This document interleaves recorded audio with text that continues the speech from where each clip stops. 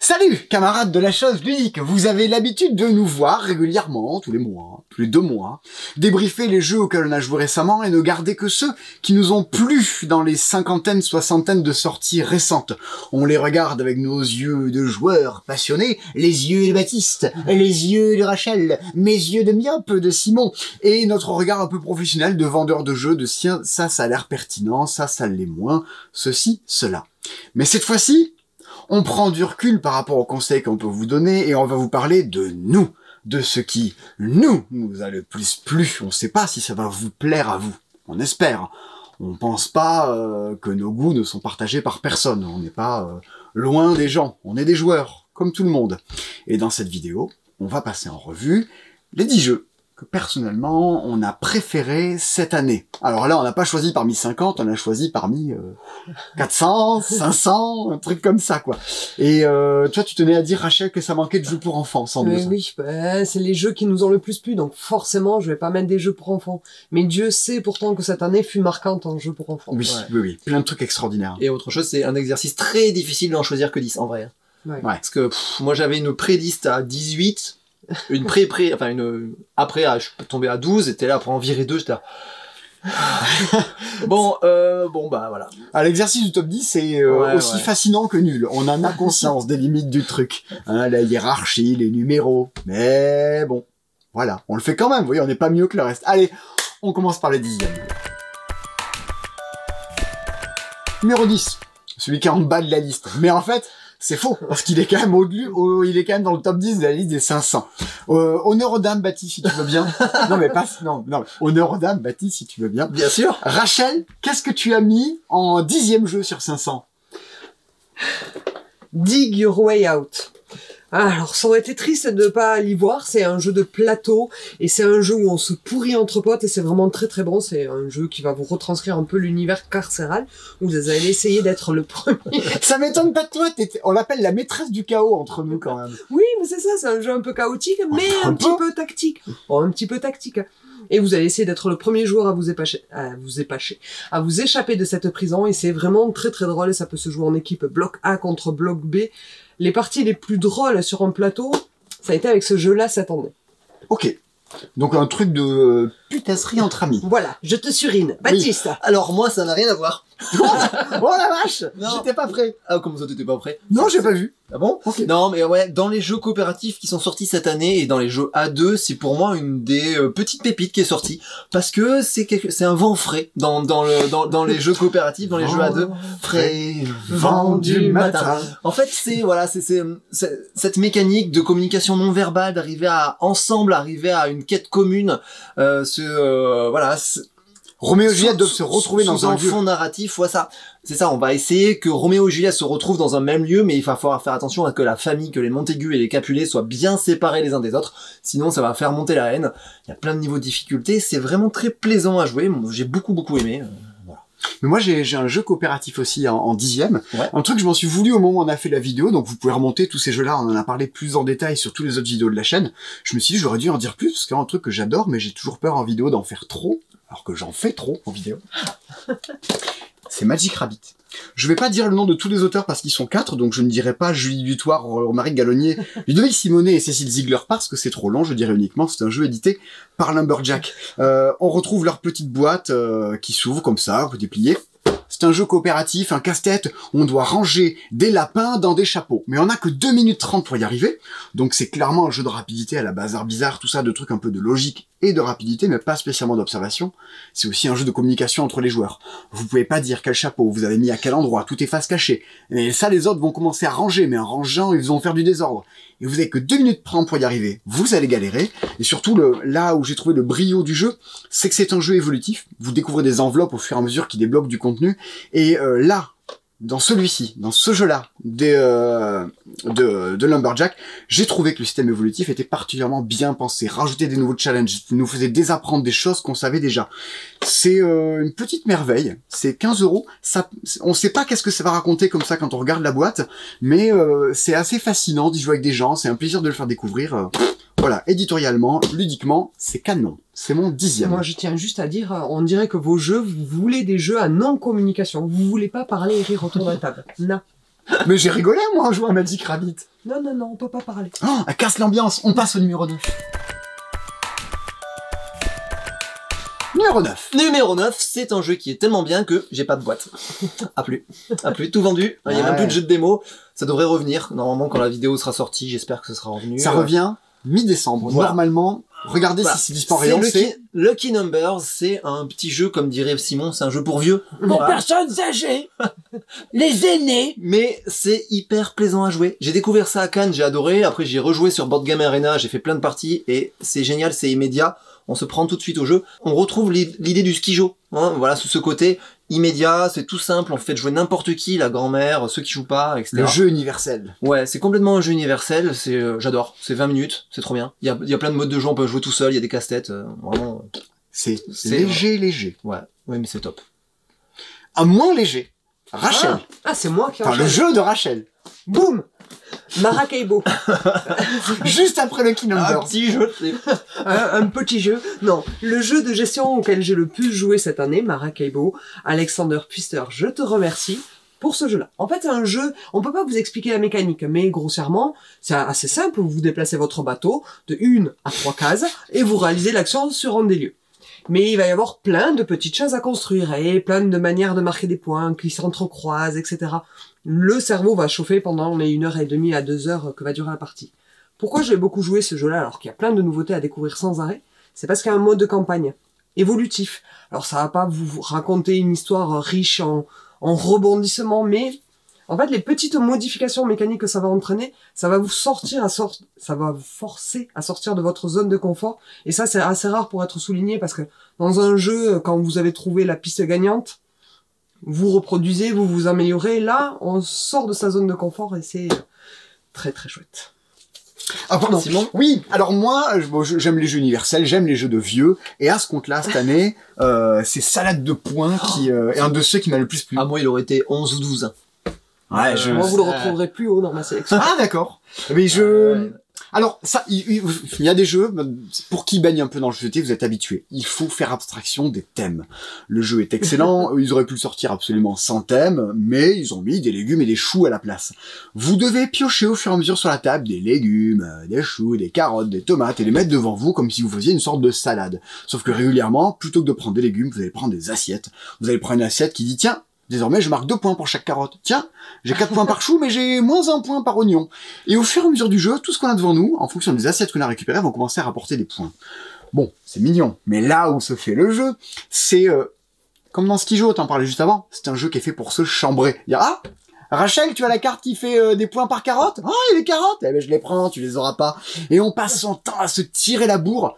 Ça reste du jeu pioche des cartes. Ça se joue, en 10 minutes. Mais il y a un véritable fond stratégique. Et autant dans Skijo, j'ai bien conscience d'adorer, mais que c'est d'un vide intersidéral, mais un vide qui remplit de jeu, c'est très paradoxal. Là, il y a quelque chose derrière. Ça, vraiment, ne le loupez pas, ça joue de 2 à 8. Non, 2-6. Ah non, on avait fait des équipes quand on avait joué à 12. Chez Jean-Luc, lors de la raclette. Voilà, fallait bien des légumes. Mais c'est très bien à 2, c'est très bien à 6. Voilà, c'est vraiment, vraiment pas le louper, faut pas s'arrêter au graphisme.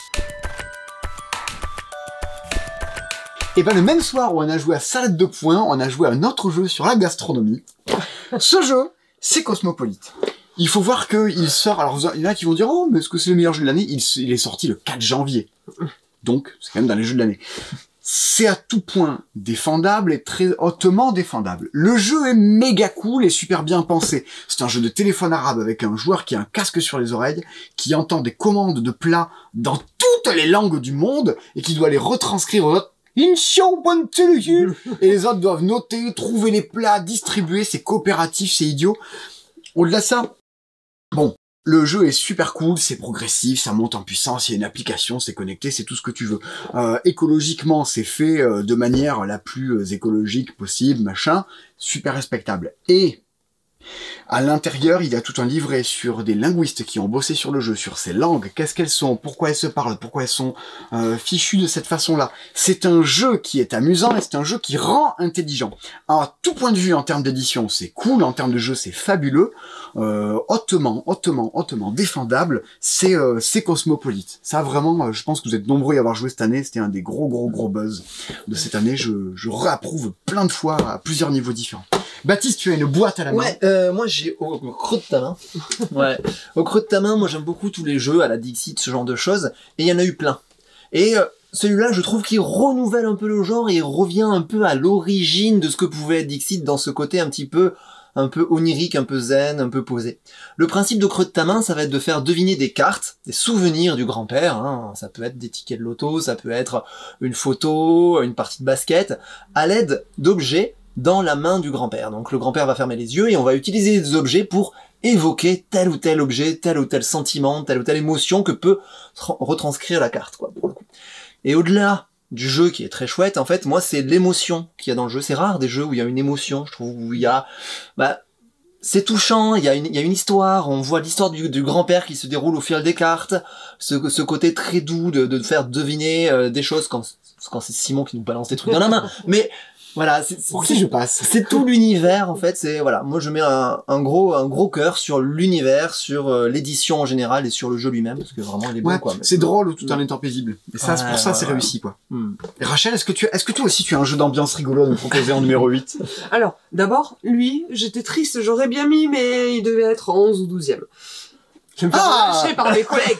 J'ai un gros jeu, mais je suis sûr qu'on va le retrouver beaucoup plus dans votre liste. Tu l'as mis que 8? Oui, je l'ai mis que 8, mais en fait, en tant que vendeur de jeux, j'ai toujours l'impression de me faire happer par les nouveautés et d'oublier les anciens jeux. Donc, je me suis forcé... de Rachel, quoi. Voilà, c'est exactement ça. Je me suis forcé à pas le mettre trop parce qu'on n'a pas terminé la campagne. Et même s'il y a eu des mouvements, des cris de joie, voilà, le dilemme du roi, on en a parlé en vidéo, c'est une campagne, c'est environ une quinzaine de parties dans un univers très très riche, dans lequel on va aider le roi à se confronter à ces différents dilemmes, en votant, en essayant d'atteindre nos objectifs de narration. Il se passe vraiment des choses complètement détonnantes sous un plateau qui paraît un peu abstrait. C'est des moments fantasmagoriques. Ouais. On revient l'année prochaine, on en reparle plus tard, il aura peut-être grimpé les échelons. Mais... Ouais, et avant l'année prochaine, je pense qu'on en reparle d'ici la fin de cette vidéo. Ouais, il y a moyen. Peut-être en top 7. Allez, numéro 7. Numéro 7, Rachel. Oh, salade de pois. Ah, alors voilà. Voilà, je vous l'avais dit. Ça, voilà. Qu'est-ce que ça a pensé, toi? Salade de pois, j'ai trouvé ça trop chouette, parce que c'est un jeu tactique, mais c'est un jeu tactique qui peut se jouer de manière très légère. On peut vraiment y faire jouer n'importe qui. Et puis c'est le seul jeu où vous pourrez dire, moi je fais une stratégie de choux, et je récolte des choux, et mes objectifs choux, et puis j'empêche toi de récolter des tomates et des oignons en ramassant les légumes qui t'intéressent. C'est aussi fort à 2 qu'à 6. Ça peut se jouer très rapidement, ça peut se jouer en mode réflexion, un peu plus posé, etc. Ça paye pas de mine, mais moi j'aime les thèmes complètement barrés. Vous allez le voir, ça part du thème historique aux choses complètement folles. Ne ratez pas cette petite boîte. Ben moi je vais continuer avec un jeu que tu nous avais recommandé très très chaleureusement. Oui. Et j'y avais joué sans grand rien en attendre. Et ce jeu, c'est 3 dice. Alors, moi j'aimerais un jour, peut-être c'est compliqué à faire, il aurait vraiment fallu sur 3 dice que je filme la première partie qu'on a fait de 3 dice avec mon copain, avec mon pote Luc. C'était mais tellement drôle. C'est-à-dire qu'on commence à jouer à ça, et au bout de 2 tours, il me regarde, il fait, mais c'est ça ton boulot, Simon? C'est de jouer à ça et de dire c'est bien. Mais personne n'a besoin de toi pour le savoir que c'est bien. C'est méga bien, c'est évident, c'est instantané, c'est mieux que des dizaines de conneries auxquelles tu nous as fait jouer cette année. Et c'est vrai que pour moi, il y avait une impression d'évidence sur 3 dice. Ça ne plaira pas à tout le monde. Il y a un facteur très chaotique. Vous devez construire une ville à base de lancer de dés, on est dans son coin, on fait son truc, et surtout le jeu vous pourrit la tronche au fur et à mesure. Et ça râle, et ça rouspète, et c'est plein de rebondissements, tout en ayant un fond stratégique hyper dense et une grille de jeu super bien pensée.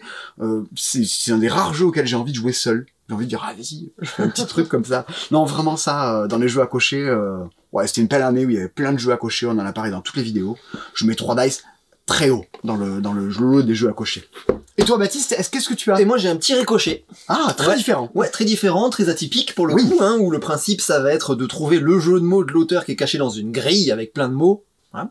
Et le but va être de faire des associations de mots. Par exemple, si vous avez minuit et machine, minuit ça peut s'associer avec coudre, par exemple, et machine avec... tu l'as mis coudre? Non, machine avec coudre, pardon, oui, et minuit avec midi, par exemple. Voilà, je lis derrière. Je m'en mêle un peu. Alors, on n'a pas potassé ces jeux de mots? Et à partir des nouveaux mots, on va enchaîner, on va ricocher jusqu'à des nouveaux mots, jusqu'à ce qu'il en reste que certains qui formeront le jeu de mots. Mais il y a un côté Codenames, le jeu il y a solo. un petit côté Codenames, ouais, mais ça joue pas seul, c'est vraiment bien de le partager. En fait, ça peut se jouer seul, mais c'est vraiment cool de le partager. Et qu'est-ce que c'est drôle de quand on galère, quand on finit par comprendre ce que l'association fait, ah, mais oui, mais bien sûr. Et quand on trouve le jeu de mots à la fin, c'est drôle. J'ai fait jouer ma maman, on s'est éclaté, on a joué avec mon frère, on a joué avec plein de gens. Tous ceux à qui je l'ai fait jouer ont beaucoup aimé. Ça se sort très facilement comme ça, hop, entre le fromage et le dessert. Mais c'est ce qui est bien quand on parle top, quand on parle de ces jeux-là, c'est que évidemment on parle du jeu, mais vous savez bien ça si vous jouez aussi. On parle aussi des gens avec qui on y a joué. Quand je vous parle de 3D, j'ai envie de parler de Luc et de Hugo. Quand tu parles de Ricochet, t'as envie de parler de ta maman. C'est aussi un jeu, c'est aussi de l'émotion, c'est aussi un souvenir, c'est un moment partagé. C'est un jeu de société, donc c'est aussi un moment partagé. Et quand on passe un bon moment de partager, ben on a envie de le dire, quoi. Enfin, on a envie de dire, voilà, grâce à ça, j'ai passé un bon moment. Ouais, je crois que la boîte de jeu de Ricochet, c'est la boîte de démonstration qu'on a le plus emprunté à tour de rôle. Ah, je le prends sous Ghana, je le prends. Ah. Voilà. Allez, on continue le haut avec le numéro 6. Numéro 6. Numéro 6, tu peux me passer la boîte qui est derrière toi, non. Ah, ça suffit. Ça suffit. J'ai prêté la boîte à ma pote Lucie et il y a eu bon bref. Bref, on n'a pas la boîte de Pour la Reine. On en a gros. Pour la Reine, vous en avez peut-être déjà entendu parler, on en a déjà parlé en vidéo, on a déjà fait une soirée jeu du passe-temps sur lequel on y joue. C'est un de mes coups de cœur parce que c'est ce côté ultra narratif, immersif avec pas grand chose, voire rien. Où c'est juste des questions qui sont suffisamment bien travaillées pour amener les joueurs à créer une histoire, à rebondir sur l'histoire des autres et à ensemble créer une aventure, à créer un souvenir. Et voilà, c'est des parties d'anthologie et c'est des souvenirs, je pense que je m'en rappellerai pendant des années, quoi. Voilà, il y a des parties de Pour la Reine, c'est vrai. Ouais, mais qu'est-ce que c'est drôle, voilà. Et on peut faire ce qu'on veut, on peut faire un truc très mélodramatique ou très émotionnel, on peut choisir de rentrer dans quelque chose de beaucoup plus intime. Ou de rentrer dans l'arène. Voilà, ou de faire des trucs beaucoup plus délirants et beaucoup plus légers. Mais voilà, c'est une porte d'ouverture pour tout ce qui est dans le monde du jeu de rôle et autres. Ouais, c'est vraiment génial. Oui, j'ai adoré. C'est un jeu de rôle, un jeu de cartes. C'est le premier jeu de rôle par lequel il faut commencer par jouer à Pour la Reine. Le jeu de rôle. Et on a Toulouse. Rue des Lois. Monton 6. Eh bien alors, hop, tac. Ah, mais il est où? La sortie, il est dessous. Je reviens, je vais chercher mon 6. Bon. Là, je l'ai trouvé.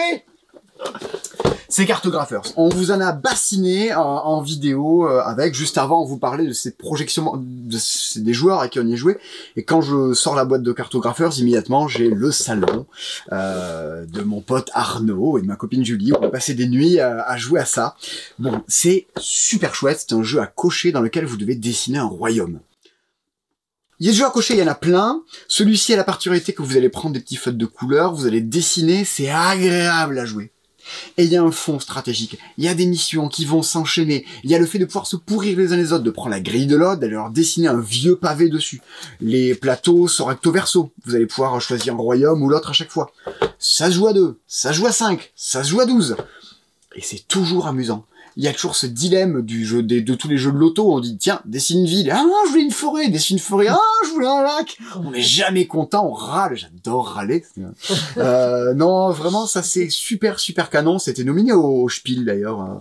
Cartographers, ça aurait pu l'avoir. Vous le savez, on vous en a rebassiné. C'est la 5e fois qu'on vous en parle sur la chaîne. Cartographers, le loupez pas. C'est-à-dire si vous allez le louper parce qu'il n'y en a jamais. C'est fabriqué par un Trafin, des gens qui fabriquent des jeux 2 fois par an, une petite société. On espère que des jeux comme Cartographers, des jeux comme Terraforming Mars vont pouvoir leur permettre d'avoir des productions, vous assurez, et que vous le trouviez tout le temps parce que c'est majeur dans les jeux à cocher. Cartographers. Rachel, qu'as-tu choisi? Oh, d'abord une petite aparté. Pour quelqu'un qui... C'est moi la reine des jeux à cocher. Tu as déjà 2 jeux à cocher dans ta sélection. Et c'est de la jalousie son aparté. Voilà. C'est moche. Mais non, et moi qui n'aime pas les jeux coopératifs, mon numéro 6, c'est un jeu coopératif. Ah, je m'y attendais pas. C'est Freedom. Surtout les jeux auxquels j'ai joué, étrangement, on achète un peu moins de jeux. Et lui, je l'ai acheté juste à cause de sa boîte. Et Dieu sait que je ne le regrettais pas. C'est Pandémique de l'esclavage. Vous allez... c'est gay, hein. C'est gay, mais ça fait du bien, les thèmes... On a parlé en fin d'année de Pax Pamir. Freedom, c'est, voilà, un thème historique fort. On est au moment des États-Unis. il va falloir aider à voter les lois abolitionnistes. Guerre de sécession. Exactement. On va aider des esclaves à s'échapper des plantations du Sud, à les faire voyager à travers les États-Unis et à réussir à s'échapper au Canada. On va aussi essayer de gagner de l'argent pour soutenir les partis politiques.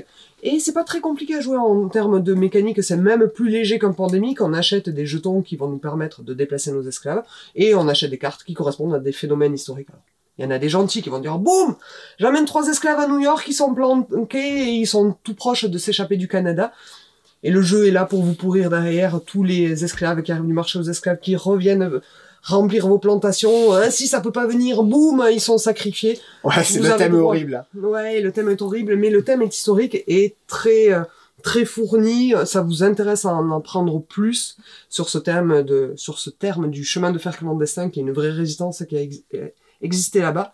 C'est très très chouette. Passez outre le thème ou au contraire, soyez attirés par le thème, mais le jeu coopératif le plus marquant pour moi cette année, c'est celui-là. C'est des jeux qui rendent intelligent. Des jeux qui, les livres, comme la musique, comme les films, comme les jeux, sont des éléments, je pense, un peu culturels, et des jeux comme Freedom apportent ça aussi. Apportent un nouvel horizon, font découvrir des choses. Les jeux sont là pour ça. On arrive dans le top 5. Oh, ce stupeur et ce tremblement. Top 5. Top 5. Top 50. 50 missions. Comme chaque année, Oya, qui est un petit éditeur de jeux parisien, sort un jeu. Sans communication, sans rien. Il y a eu The Mind. Oh. Il y a eu The Game. Oh. Et cette année, c'était 50 missions. Boum. Encore une fois, le truc vous met une patate. 50 missions. C'est du jeu totalement universel et qui vous allez pouvoir jouer avec n'importe qui, n'importe quand. On a l'impression de jouer au Uno, à mettre des 4 bleus sur des 5 jaunes. Par contre, c'est coopératif. Des 4 bleus sur des 5 jaunes. Mais on le fait pas, ça, on le fait pas. Oh. Vous voyez, ils suivent, hein, c'est bien. Et c'est coopératif. Sur le bord du jeu, il y a des missions. Et on vous demandera que les cartes au centre de la table soient toutes jaunes. Qu'au total, elles fassent 20.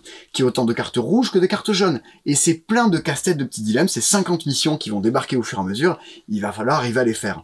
Et vous y jouez soit en mode paisible. Là, je mets mon truc ici, à toi. Mais, il y a du challenge, hein. C'est pas parce que c'est paisible à jouer dans le rythme que pour autant il y a pas la sueur qui arrive en disant je vais pas y arriver. Ou alors vous y jouez en mode frénétique où on a 5 minutes pour jouer toutes les cartes, arriver à tout faire. C'est tout et n'importe quoi, mais c'est avant tout un jeu dans lequel vous jouez avec votre neveu de 7 ans, vous jouez avec votre grand-père de 77 ans, vous y jouez avec vous qui avez 37 ans. Ouais non, 36, bref. Mais voilà, ça c'est canon. Canon, 50 missions, ils ont même refait la boîte, c'est un peu plus élégante. On a envie d'en parler à tout le monde, et si vous y jouez, vous aurez envie d'y faire jouer tout le monde. Classe. Qui veut parler de son jeu ensuite? Mathis. Moi. Tu as ta boîte à la main. Allez. Micro, macro, Crime City. Je suis content que tu l'aies mis, je voulais le mettre et... Alors, en fait, pour l'histoire, moi, je le vois débarquer un peu sur les réseaux, un peu à droite, à gauche, et en fait, l'éditeur avait mis en ligne, en fait, une démo. Une démo, je fais, cool, je vais voir ce que c'est. Je fais la démo, et j'en sors un petit peu, genre, ok, c'était sympa. Mais oui, je me rappelle. Mais, je suis resté sur ma faim, je m'attendais à mieux, je m'attendais à un truc. Je me dis, et Simon le voit à Vichy, il me dit, ouais, mais je pense que c'est vraiment que la démo, il y a vraiment quelque chose, quoi. J'ai fait l'intégralité de la boîte, et ouais, il y a quelque chose. Il y a vraiment l'histoire qui se crée au fur et à mesure de voir. Qu'est-ce que c'est? Voilà, en fait, le micro-macro, le principe, c'est que vous avez une grande carte sur laquelle il y a plein de choses, plein de petits personnages qui se baladent, plein de bâtiments, plein d'histoires qui s'entremêlent là-dedans. Où est Charlie? C'est une sorte de Où est Charlie. Et vous allez avoir une affaire qui vous dit, bah voilà, il y a un cadavre qui a été trouvé près du port, où est-ce qu'il est, qui l'a tué, pourquoi, où est-ce qu'est le tueur, quelle voiture il a emprunté, comment il a fui, etc., etc. Et du coup, on va suivre sa piste. Et ce qui est génial avec Micro Macro, c'est qu'en fait, les images, c'est pas une image figée. Il n'y a pas de temporalité, en fait. C'est-à-dire qu'un personnage va être représenté plusieurs fois, comme si le temps se déroulait, en fonction du sens de sa marche. Tiens, la voiture, elle est là, puis elle est là, puis elle est là. Et du coup, on va pouvoir retracer les histoires au fur et à mesure, comme ça. Voilà. Il se passe plein de choses, il y a plein d'histoires, les histoires sont cool. Il y a voilà, il y a un sentiment de... On est content. Quand on l'a fait, on est content. On a trouvé des trucs, il se passe quelque chose, quoi. Ça rend heureux. Ça rend heureux. Oui, c'est pas très dur. Mais du coup, c'est gratifiant. Ouais. Moi, j'aime pas les trucs où tu galères, tu arrives pas et tu te sens con. Voilà. Ce macro-micro, mais il y a 16 heureux, enquêtes. Quoi. Donc ouais, elles sont pas très longues. C'est un quart d'heure, 10 minutes, un quart d'heure, une enquête, en moyenne, à peu près. Voilà, mais bon, il y en a 16 et franchement, ça vaut le coup. Rien que pour l'objet un peu atypique, ça vaut le coup, quoi. Ah oui, c'est un plaisir ouais. de le partager avec des gens. Rachel, top 5! Attention, c'est pas léger. L'île des chats, point commun, c'est une boîte blanche. Moi, c'est beaucoup plus épais. C'est un jeu de Tetris dans lequel vous allez sauver des chats sur une île et vous allez les mettre sur votre bateau. Alors, le jeu de base vous dit, pour marquer des points, tes petits chats en forme de L, en forme de T, tu vas essayer de faire des familles de chats, mettre tous les chats bleus côte à côte, tous les chats rouges côte à côte, etc. Là où le jeu est malin et là où le jeu m'a soufflé un petit vent d'air reviens-y dans la tête, c'est qu'on va se passer des cartes. Et dans ces cartes-là, je vais pouvoir sélectionner des cartes qui sont des cartes de tradition, qui vont me faire scorer, marquer des points de manière complètement différente. Et du coup, ça m'offre un goût de reviens-y qui me dit, bah, tiens, et si j'essaie de faire fi de cette règle qui me dit que je perds des points si je remplis pas ces pièces-là du bateau, et que j'essaye de marquer des points en faisant le tour de mon bateau ou en mettant tant de bijoux, etc. Tu vas changer de carte tradition à chaque partie, histoire de faire des stratégies différentes. Et c'est de ça dont j'ai besoin dans un jeu, c'est de me dire, chaque partie que je vivrai, si je veux les vivre de manière différente, c'est ce que je vous disais sur Maracaibo un peu plus haut, je peux les vivre tout de manière différente. L'édition est complètement canon, je vous assure, la boîte elle pèse son poids, elle doit bien faire un 500 kilos. Voilà. Et parce que le bateau est épais, les polyomino de chats, une fois que vous avez mis en place, il n'y a rien qui bouge. C'est sur le thème des chats. Ça participe aussi au plaisir du jeu. Et au déplaisir de Simon, t'as je crois, mon jeu familial préféré de cette année. Avec des chats sataniques. On passe immédiatement au top 4. Top 4, Baptiste! Ah, c'est moi! Ouais. Escape Tales The Awakening. Ah, marrant. Et ouais, pourquoi marrant? Je sais pas, parce qu'en fait, il est sorti en anglais il y a 2 ans, et j'ai des potes qui l'ont fait il y a 2 ans, mais c'est vrai que la version française est arrivée. Moi, je l'ai fait cette année, il est sorti en français cette année. Et je pense que, c'est ma meilleure expérience d'escape game de cette année. Ouais. Exit les catacombes de l'effroi? Ouais, non, c'est devant. Ok, très bien. Ouais. Pourtant, c'est avec moi que c'était catacombes de l'effroi. Mais c'était moins bien. En fait, c'est parce qu'il y a un truc nouveau. Il y a vraiment une narration qu'il n'y a pas dans les autres. Ouais. C'est un jeu d'escape game, sauf qu'il y a vraiment une histoire. Vous jouez un père de famille qui va essayer de réveiller sa fille du coma. Il va faire des trucs un peu bizarres. Chouette histoire. Ouais, c'est cool. Il va essayer de faire des trucs un peu bizarres pour la réveiller et... Oh des trucs... non. Des rituels. Voilà, des rituels. Hein, avec des livres. Et du coup, en fonction des choix que vous allez faire dans l'histoire, il va pas se passer la même chose et vous aurez pas la même fin. Je sais plus combien il y a de fins, mais il y en a plein. Ouais. Il y en a plus d'une dizaine, je crois. Les énigmes sont satisfaisantes. Elles sont ni trop difficiles, ni trop faciles. Quand on l'a fait, on fait, ok, c'était cool. On prend pas plein d'indices, genre, j'y arrive pas, genre, ah bah oui, quand on voit la solution, on fait, ah bah c'est... Alors Baptiste, des fois. Quand on fait des escapes, il prend jamais d'indices. Si. Moi, je mets 2h30, il fait 2h30, on l'a fait en 42 minutes. Non, c'est pas vrai. Mais, voilà, c'était satisfaisant. T'as pris beaucoup d'indices dessus, toi? Ah oui, pas tant. Pas sur celui-là. Mais on a mis en tout, faut le dire quand même. Voilà. Mais surtout, voilà, ce qui est cool, c'est qu'en termes de durée de jeu, c'est entre 6 et 8 heures. Alors, voilà. Vous pouvez découper, hein. Vous pouvez arrêter toutes les heures. Nous, on l'a fait en 4 heures. Mais 25 balles, il y a 6 heures de jeu, avec une narration, avec une histoire, voilà, c'est cool, vraiment, c'est cool. Ouais. Voilà. Simon, tiens. The Loop! Oui, bien sûr. The Loop! Oui, c'est très chouette. C'est trop bien, The Loop. Il y a une sensation d'évidence quand ça sort. C'est tiré de, je peux dire, je pense, j'imagine, que c'est tiré de Pandémie, un jeu dans lequel le jeu vous pourrit en balançant des cubes partout, et vous devez vous déplacer pour les virer, ces cubes-là. Par contre, cette fois-ci, vous jouez avec des cartes, et c'est un jeu de deck building, un petit peu asymétrique, c'est-à-dire où les joueurs incarnent des personnages différents, vont jouer de manière différente. Vous avez des joueurs qui sont plus des supports, qui sont là pour aider les autres, d'autres qui sont plus là pour affronter les monstres du docteur fou, d'autres qui sont là pour réparer les failles. On a tous des spécificités. On va acquérir de nouvelles cartes au fur et à mesure. Il y a une vraie courbe de progression, des niveaux de difficulté différents, des achievements, une édition assez soignée avec des choix graphiques discutables, mais au moins c'est tranché, il y a quelque chose. C'est fait par des gens bien, peut-être pour des gens bien, ça se joue très bien à deux. The Loop, absolument enthousiasmant. On a toujours envie d'y revenir, de tester un autre mode de difficulté, de tester d'autres personnages, d'arriver à s'en sortir, et il y a suffisamment de chaos pour qu'on sache jamais à quoi s'attendre, et pour qu'à tout moment on peut se dire oh, on a oublié de surveiller ça, et hop, il y a un truc qui pète à un moment. Non, vraiment, très enthousiasmant, The Loop. Dans cette partie des jeux coopératifs, il y en a plein qui sortent, ils s'installent pas tous, je pense que dans 10 ans on joue encore à The Loop, et il y a des extensions, et il se passe plein de trucs encore, quoi. Longue vie à The Loop, ses auteurs et ses créateurs. Rachel? C'est rigolo, en parlant de choix graphiques particuliers et de jeux qui s'installent dans la durée et qui a des extensions qui arrivent, je vous présente Nizavetir. Oui, il y a une extension qui arrive bientôt, et oui, il y a des parties pris graphiques particuliers. C'est un jeu dans lequel vous allez recruter l'armée de nains la plus honorable, et ces nains, ils sont en noir et blanc. C'est pas grave. On accroche ou on accroche. On leur en veut pas. On leur en veut pas. Moi, ce que j'ai aimé, c'est la mécanique de jeu. Je vous le disais à l'instant, j'ai besoin que la mécanique de jeu m'incite à aller voir, à tester des choses différentes. Ici, on va récupérer des nains dans des tavernes en misant les pièces qu'on a reçues au début de la partie. Plus j'ai misé ma plus grosse pièce, plus j'ai de chances de passer en premier et de choisir le nain que je veux. Quand les nains, ils existent en différentes couleurs, quand vous allez vous particulariser, vous spécifier, spécialiser. Non, Merci Simon de m'aider. Quand vous allez vous spécialiser, c'est comme ça que vous allez marquer le plus de points. Mais en faisant des séries, on va pouvoir aller recruter des héros, des héroïnes qui sont sur des petits chevalets. Il va se passer plein de choses. La fin de partie va arriver très brutalement. Et, tu m'as piqué un nain à la 3e manche, toi tu m'as empêché de faire ça. Oui. Le jeu vous a frustré. Et le jeu crée une bonne frustration et dire non. Tu m'as 75 points, 25 points, on fait une revanche. Et j'ai envie d'y rejouer. Et voilà. C'est ça que j'attends d'un jeu. C'est cette envie d'y rejouer, d'essayer des choses différentes et de savoir qu'il va se passer des choses différentes.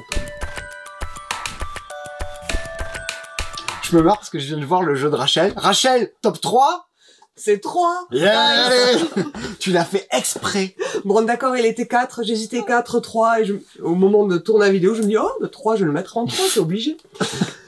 Je suis une grande fan des jeux à cocher. Quand je joue à celui-là, l'évidence absolue, c'est prise de tête, mais c'est drôle, et vous avez envie d'y rejouer. Ça se joue aussi bien à tout seul qu'à plusieurs, ça se joue très bien tout seul. Pourquoi? Parce qu'il y a très peu d'interactions, je ne vais pas venir enquiquiner Simon pendant qu'il joue. Le néant. Mais il va se passer, c'est stimulant, j'allais dire cérébralement, mais il se passe quelque chose autour de la table qui est comme dans un jeu de loto. Allez, ne sors pas le package. Oh non. Dans les jeux de loto, tu espères que le 12 tombe, un truc comme ça. Mais tu te dis pas, non, pas le 33, alors que là, c'est ça, tu pleures parce que tu ne veux pas. Je veux le 2 rouge pour détruire, le 2 blanc pour détruire ta cathédrale. C'est en plus ce qui est exceptionnel en 3 Dice, c'est qu'il y a des petits ajouts là, les banquets auxquels j'ai commencé à jouer qui sont révolutionnaires. Les auteurs lancent des petits challenges avec des trucs supplémentaires. Voilà, j'allais dire il y a un effet communautaire complètement extatique. Il a une vie en dehors de la boîte du jeu avec plein de scénarios, de modes de jeu en ligne. Ouais. Non, ça c'est très bien et voilà, une 20aine de parties, je suis pas prête de m'en lasser de ce jeu-là. Je vous le conseille vivement, le meilleur jeu à cocher sorti cette année, c'est 3 Dice. Bah du coup, tu n'as pas mis Nidavellir en 3. Eh bien moi, j'ai clairement Nidavellir en 3. C'était 2 jusqu'à il y a pas longtemps. Nidavellir, absolument enthousiasmant. Moi, je suis quelqu'un qui a commencé à jouer vers 2004-2005 avec les jeux de Serge Lager. Voilà. Et donc avec Mare Nostrum, tout ça, je vous en passe. Et donc, trop content. Serge Lager a plus fait trop de jeux pendant une petite dizaine d'années. Trop content de rejouer à un jeu de Serge Lager. Les jeux ont des auteurs et c'est pas innocent. Si vous avez bien aimé Seven Wonders, vous devriez jouer absolument à Nidavellir. On est dans ce challenge de qu'est-ce que je vais récupérer comme carte, et surtout, et encore plus dans Nidavellir, qu'est-ce que je ne veux pas laisser aux autres joueurs. Il y a beaucoup plus d'interactions, beaucoup plus de côté explosif, parce qu'on veut ces héros qui donnent des pouvoirs spéciaux. Il faut des nains de chaque couleur, on n'a pas envie, est-ce qu'on va y arriver? En plein milieu de la partie, il y a un championnat. À qui a le plus de nains de chaque couleur pour gagner des bonus? Le jeu a une espèce de tumulte, de dynamique à l'intérieur en termes d'édition, c'est assez canon. Vraiment, là, ça, c'est à ne pas louper. C'est, encore une fois, le genre de jeu qui est là pour venir après Seven Wonders. Ne le loupez pas, c'est 2-5 joueurs. J'adore. Est-ce que tu as mis Nidavellir, toi? Et non. Oh, en fait, j'y ai pas joué. En vrai, c'est vrai? Non, j'ai pas eu le temps jouer. Ah non! J'ai pas eu le temps, t'as vu tout ce qu'il y a? Ben oui, je sais, mais ça, quand même! J'ai pas eu le temps. En Nidavellir. fait, quand il est arrivé, il est tombé en rupture de suite et j'ai pas eu le temps d'y jouer. On a vendu le jeu démo quasiment de suite et j'ai pas eu le temps d'y jouer. Oh, la vie de vendeur de jeux, c'est terrible. Et mais après, il est revenu. Mais du coup, qu'est-ce que t'as mis en 3? Ah, ça... Bah, quand même! Je sais pas. Alors, Simon en a déjà parlé, je vais pas refaire tout le speech sur le côté hyper accessible du jeu. Moi, je l'ai découvert à Cannes, en fait, pareil, je vais voir Oya, le petit éditeur, quoi. Festival de jeux de Cannes. Festival de jeux de Cannes. Et qui me dit, j'ai ça, ok, etc. Bon. Et j'avais entendu des bruits de couloir, comme disant, il faut tester 50 missions, c'est quand même vachement cool, etc. Ok. Je vais voir. Je prends ça, je joue une première fois, bien fatigué, etc. Je trouve ça cool. Et après, il me donne une boîte pour la boutique, quoi. Je me rebalade dans le Cannes et je croise les gens de l'alchimie du jeu. Steve et tous les autres, quoi. Oui, on parle de gens plus que Voilà. de jeux. Et le soir arrivant, le festival ferme, on dit bon, oui, qu'est-ce qu'on fait? Est-ce qu'on va au off? Ouais, non, pas trop. Si vous voulez, j'ai ça dans mon sac, là, on peut aller jouer. Ok, on se retrouve chez eux. Il était quoi? 19h30? 20h? On a arrêté de jouer, il était 2h30 du matin. on a enchaîné les parties tout le temps. Et on voulait toujours faire plus, parce que on n'arrive jamais à faire 50 missions. Je connais personne qui a réussi. Si, Steve. Ah, mais il y a des gens On dans les va commentaires tricher. des vidéos qui ont dit 50 missions? Première partie avec mes parents, on a fait 50. Qui ça, mais Non, qui mais c'est pas possible. Si, c'est possible. Ouais. Steve, ouais. il dit qu'il a fait 50. Ouais, mais bon, moi j'ai fait 48, mais c'était vraiment le côté, on fait 45, allez, on réessaye, on va faire plus, oh non, on fait moins, on recommence. Et il y a vraiment ce côté hyper addictif du jeu, pour un jeu de Uno, enfin, pas plus compliqué qu'un C'est un Uno, petit en jeu de vrai, cartes, quoi. ouais. Qu'est-ce que c'est bien, qu'est-ce que c'est, voilà. Ouais, c'est marrant parce que quand on parle de Steve, moi les parties c'est avec ma maman et mon neveu, tu vois, des parties mémorables. C'est pour ça que ça couvre des publics très différents. Moi, j'ai complètement. joué, c'est le jeu auquel j'ai le plus joué pendant le premier confinement. C'est moi qui avais la boîte du magasin chez moi. Bon, du coup il reste le premier et le deuxième. Ouh là là. Allez, celui qui n'est pas premier maintenant. Et maintenant, le numéro 2. Mais je sais pas lequel des deux garçons je laisse Moi. parler en premier. Alors moi, Non, moi c'est je moi. veux en parler en Non, premier. Donne-moi. Donne-moi. Ah, Le dilemme du roi. le dilemme du roi, mesdames. C'est, bon, on le sait qu'on a le même. Voilà, un peu de spectacle, quand même. Oh oui. Bon, c'est l'enfer. On a, je pense que Baptiste et moi en top 2 et en top 1, je pense qu'on a les mêmes. Il y a des chances. Ouais, Il y a des ouais. chances. J'ai hésité, mais bon, voilà, comme disait Rachel tout à l'heure, au moment où on tourne la vidéo, on n'a pas fini la campagne. Pour le moment, c'est ultra bien. On a envie d'y retourner. Je sais pas. Peut-être que ça retombe à la fin, peut-être, j'en sais rien. Donc, dans le doute, je le mets en numéro 2. Mais quand bien même, Voilà, c'est... on est hors sol quand on joue à ça. C'est exactement le genre de jeu auquel je veux jouer. Moi, je surkiffe Battlestar Galactica. Les intrigues, les retournements de situation, l'incarnation d'un personnage qui peut tantôt être totalement bénéfique et hyper maléfique le moment d'après. Chaotique. Avec des histoires qui se déroulent chaotiques. Ouais, il y a Le un dilemme du roi me propose ça. il y a un truc, il y a une dimension narrative, il y a une histoire, il y a des embranchements. Clairement, à la fin de la campagne, il y a clairement des arcs qu'on aura complètement éludés et dont on n'entendra jamais parler. Ce n'est pas rejouable. Quand vous avez fini les quinzaines de parties, votre jeu, il est flingué. La partie, c'est 1h30, 2 heures, vous avez joué 30-40 heures, quoi. Hein, donc, Ah oui, oui, oui. Et puis, quelle 30-40 heures. Voilà. Je vous souhaite qu'elles soient aussi bonnes que les parties qu'on a fait nous. Mais moi, je n'attends qu'une chose, que le confinement soit terminé, parce qu'on tourne cette vidéo fin novembre, on est en plein confinement 2. Peut-être vous regardez cette vidéo au moment où on est au confinement 8. Mais là, on est au 2. Et j'espère que les entre-confinements me permettront de jouer à ce jeu, j'allais dire avec mes amis. C'est pas que je vous aime pas, hein, mais avec avec bien sûr. mes amis auxquels Moi on aussi, joue à j'étais- Battlestar. C'est le remplaçant de Battlestar. Ça rentre immédiatement, non pas dans mes 10 jeux de l'année, mais dans les 10 jeux de tout ce que je Ouais, préfère. Il y a de la promesse, c'est immense. Moi, j'ai joué la première partie, j'ai adoré, et je me suis dit, faut que je l'achète pour rejouer avec d'autres personnes. Oui, tu Parce que- visualises les gens avec qui tu vas Mais jouer. oui, là. Tu vois, moi je vois Jean-Luc qui dit connard, tu payes. Je vois Natacha qui dit ah je sais pas, peut-être que si tu me donnes 2 pièces, je le vois tout ça, je le vois. Ouais. C'est magique, C'est quel génial. chef-d'œuvre. C'est génial. Ouais. Le loupez pas. Bon, et du coup, Rachel? Oh. Oh, raconter ça a l'air tellement fade. Mais non, c'est pas fade. En fait, c'est ça qui est génial avec les petites bourgades. Vous voyez cette boîte, vous dites ah c'est plus pour moi, c'est un petit jeu familial. Et ce que j'aime, c'est, j'allais dire la différence entre je vous offre un jeu de développement de ville avec des petits animaux, des petits écureuils qui se baladent dedans, et un jeu complètement abstrait dans lequel vous allez placer des cubes et des bâtiments. La grille Et Excel, le jeu. un jeu qui fait saigner du cerveau. Ça se joue de 1 à 6. Moins vous êtes de joueurs, plus vous allez avoir de contrôle. À 6, c'est chaotique, mais c'est complètement drôle et loufoque, et je l'aime dans toutes ses configurations. Normalement, votre score moyen, c'est 30 points. Ma dernière partie à 6, j'ai fait 3. Tellement j'ai Attends, souffert. score négatif. Oui, j'ai déjà vu des scores négatifs Pas moi, pour pas petites moi. bourgades. En fait, là où c'est riche, c'est qu'on sort des cartes qui vont représenter des bâtiments, et vous allez essayer de reproduire les schémas qui correspondent à ces bâtiments.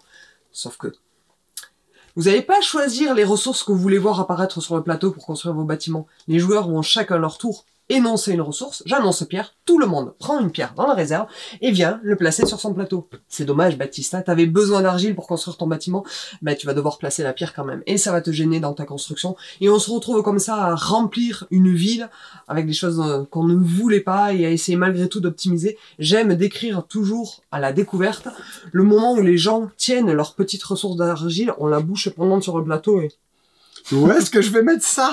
qu'est-ce que j'en fais? Et c'est, Complètement. pour moi, c'est vraiment très drôle, c'est mignon, c'est optimisé, enfin optimisé dans le sens esthétique. C'est parfait ce jeu-là. Eh ben, Ah, c'est dis le donc, numéro 1. il reste le numéro Il 1. reste que le numéro 1. C'est Ouh. parti. Cette année, pour moi, le numéro 1, c'est The Crew. The Crew. The Crew. Pas de surprise, on a tous le même. Putain, c'est d'une tristesse. Alors on va se faire bâcher dans les commentaires, genre, ah, ils ont tous le même, On s'est pas sûr que vous le on s'est pas garderiez en concerté, numéro hein. Moi, la liste, je l'ai vue juste avant le tournage, là. Et en plus, et genre, je tiens à le dire, on n'y a pas joué ensemble. Si, une fois. Une fois? Ouais, Une mais fois, très peu, ouais. la fois où on a fait le tournage de The Crew, mais à peine.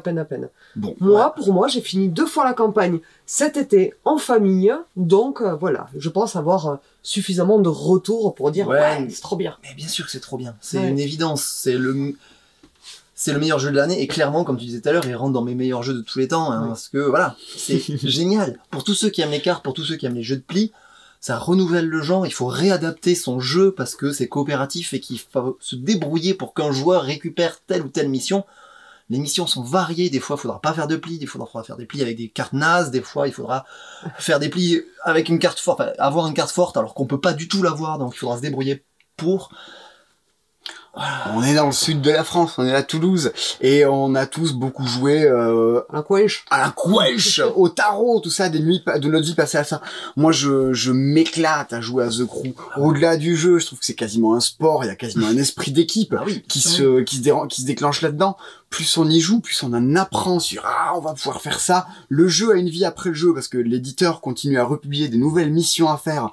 Il y a une mission qui est sortie, mais il faut faire 22 missions dans la partie et c'est fou, c'est complètement fou et ça marche. C'est une merveille. Je suis pas en train de vous dire qu'il faut y jouer à 2. Du tout. Ah, Idéalement, moi j'aime bien. ouais, C'est pas c'est pas l'essence le du jeu. cerveau, hein. C'est pas l'essence même du jeu, mais vraiment ça marche à deux. quoi. Jouez-y absolument d'abord à 4 ou 5, puis jouez-y à 2 si Ouais. vous voulez. Il faut, je pense, d'abord en passer par là. Mais jouez-y à 4, jouez-y à 5. Qu'est-ce que c'est dur! Mais quelle merveille! Des soirées. Et il y a un côté, ce que j'appelle du die and retry, que j'adore dans les jeux de speedrun. C'est que on vous demande de faire une mission. Vous faites la partie. On n'y arrive pas? On la refait. On n'y arrive pas? On la refait. On y arrivait? Et qu'est-ce qu'il y a après? Vous ne vous arrêtez jamais. C'est complètement addictif comme connerie. Ouais. Et c'est un jeu, je pense qu'on peut pas y jouer la journée. C'est un jeu qui forcément se joue la nuit. Si vous commencez à y jouer, la nuit va tomber, quoi qu'il arrive. Et le jour va se lever. Et moi, ce que j'aurais envie de dire, c'est que c'est une expérience unique. Le jeu de pli coopératif, non, ça n'existe pas. Et si, maintenant. Mais c'est quelque chose qui devrait vous intriguer. Moi, ce qui m'a scié, c'est que j'adore les jeux de pli. Et en famille, ils aimaient pas ça. Ils aimaient pas ça parce qu'ils avaient l'impression que comme quand vous découvrez les échecs, contre quelqu'un qui sait déjà y jouer, que vous n'avez pas les codes, que tout ce que vous faites, c'est mal, et que vous allez pas pouvoir vous intégrer au jeu. The Crew, c'est un peu comme une initiation, j'ai trouvé, au jeu de pli. Et depuis qu'on a terminé 2 fois la campagne, je peux me régaler à jouer à Skull King en famille, il se passe des trucs, ils arrivent un peu à calculer ce qu'ils doivent faire. Bientôt, je vais leur apprendre à jouer je vais leur apprendre le bridge. Hein. Ils sont pas assez vieux pour apprendre à jouer au bridge. C'est important quand même de dire un truc, que ce soit Baptiste comme moi, ou même là sur The Crew, on se retrouve à avoir tous un jeu du même éditeur. Ces vidéos, qu'on soit très clair sur le sujet, on met ça en premier parce qu'on a kiffé. On a touché 0 € de Yellow. Par contre, si vous voulez nous faire un chèque parce que vous avez bien aimé notre vidéo, allez-y, envoyez-nous des sous. On prend. Non, je déconne. Non. Sérieusement, on n'est pas du tout commissionné faire ça. Non, on c'est adore totalement les jeux, on objectif, vous c'est en notre parle. c'est notre métier, on le partage et on reste totalement et on le restera. C'est vraiment la ligne de conduite de la chaîne, c'est objectivité. Ouais. En lettres majuscules et dorées. Mais ouais.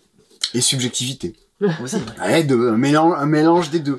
Mais voilà, c'est en tout cas guidé par nos seuls goûts personnels, nos ressentis de partie, les yeux de Natacha, le regard de Jean-Luc et la fureur de Yannick. Tout ça, une tranche de vie. Conclusion. Et voilà, ça, c'est les 10 jeux qui nous ont le plus marqué cette année. C'est marrant, j'ai vraiment l'impression, au moment où de regarder toutes ces boîtes, de voir un peu le temps défiler sous mes yeux. de vieillir en vidéo. Bon, c'est une année particulière, mais en termes de jeu, il y a quand même des trucs un peu majeurs qui sont sortis cette année. Même si on a quelques doublons, bah, la plupart, on les a pas les uns les autres quand même. Enfin, Oui. Ah, Ouais. je trouve qu'avec Rachel, on a peut-être plus de doublons, ouais, ça c'est dépend. possible, ouais. Ouais, il y en a que vous avez en doublant tous les deux Ouais. et que j'ai pas moi. Et absolument, en commentaire, s'il y a des trucs que vous pensiez voir figurer à l'intérieur, que vous voulez nous en parler, allez-y. Hein, Quel est votre top 10 à vous? Ouais, carrément. Vous verrez que c'est pas si facile que Ah, ça comme c'est chaud, exercice. C'est chaud. Voilà, mais vous avez bien compris qu'au-delà de parler des jeux, on vous parle aussi des gens, des moments. Si je vous demande, c'était quoi la plus belle partie de jeu que vous avez fait cette année? Vous avez un moment particulier que vous rappelez, un truc Sur Dilemme du Roi quand même. Ouais. Des trucs. La partie 2 du Dilemme du Roi. Ah ouais, mais des parties pour la reine aussi. Quand Moi, même. c'est une partie de The Crew, mon chéri qui a hébergé un randonneur rencontré cet été et qui voit plein de jeux dans le salon. Et oui, moi aussi, je connais les jeux. Et bon, vous savez, quand vous entendez ça, si tu devais m'en présenter un, lequel tu me présenterais? Et je lui ai présenté The Crew. Et là où j'ai vu que ça nous plaisait à nous, mais ça pouvait plaire à n'importe qui, c'est que il voulait pas aller se coucher, le monsieur. Hein. Et j'ai cru que Le randonneur, là. travailler demain. Et il voulait pas en décrocher. Il a noté le nom avant de partir. Il a pas voulu que je lui offre ma boîte parce qu'il voyageait léger, le monsieur. J'espère que tu es bien rentré en Belgique. Voilà, c'est ça la partie qui m'a remarqué. Ah, moi, mais ça n'a rien à voir, c'est pas dans la liste. Moi, la plus belle partie du jeu que j'ai fait cette année, c'est Unlock 7, c'est le scénario du film en noir et blanc, c'est sorti l'an dernier, à la pharmacie ludique à Lyon avec Gige et Coraline Bijoux. Si vous, les Unlock, on n'en reparle pas à chaque fois, parce que vous connaissez, on enfonce une porte ouverte, mais ce sont des chefs-d'œuvre majeurs de la culture ludique, ne les loupez pas, scénario 7. Scénario en noir et blanc. Bien, ces jeux-là, a priori, vous pouvez les trouver chez votre ludicaire préféré. Si votre ludicaire préféré, votre vendeur de jeux préféré, c'est nous, commandez-les nous. Si vous avez bien aimé cette vidéo, c'est aussi une façon de nous soutenir tout en ayant des jeux chez vous. Et des jeux pertinents et qui nous semblent, nous, un peu au-dessus du lot. Eh bien, moi, j'ai passé encore une bonne année. Ouais, ben moi aussi. Voilà. Ouais, grave. C'est chouette. Il me tarde l'an prochain. Oui. Je sais pas s'il y a des trucs qu'on a vus, qui arrivaient l'an prochain, auxquels on a envie de jouer absolument. Si, bien sûr, il y a Clank Legacy, Si, à la fin, il y a ah plein ben de oui, trucs. oui, enfin, il y a plein de Clank trucs, mais Legacy. bon, on va pas débattre maintenant. Ah, il y a On fera- Tréfuté 3 aussi. Il faut que je finisse ma partie de Pandémie Legacy Il saison y a 0. Trismegistus, le jeu à Non, côté. Trismegistus, c'est pas bon. Alors, quel enfer. Bien, allez, on ne vous embrasse pas. Portez-vous bien et de bonnes fêtes de fin d'année à tous. Salut les gens!